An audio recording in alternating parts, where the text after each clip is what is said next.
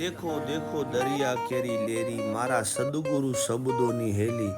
આ બોરડીની નીચે સ્વામિનારાયણ સંપ્રદાયના બે સંતકો મહાન આવેલા અને જ્યારે ઊભા થયા હરિચર્ચા કરી ત્યારે થોડી પાઘડી ફસાઈ ગયેલી કાંટાઓમાં અને આ બાપા જે બેઠા છે એ મને જણાવ્યું કે બોરડીમાં જ્યારે થોડી પાઘડી ફસાઈ ત્યારે સંતોના શબ્દો નીકળ્યા કે બેટા તારો હજી સ્વભાવ ન ગયો, તારો જે મારી પાઘડી તે પકડી લીધી.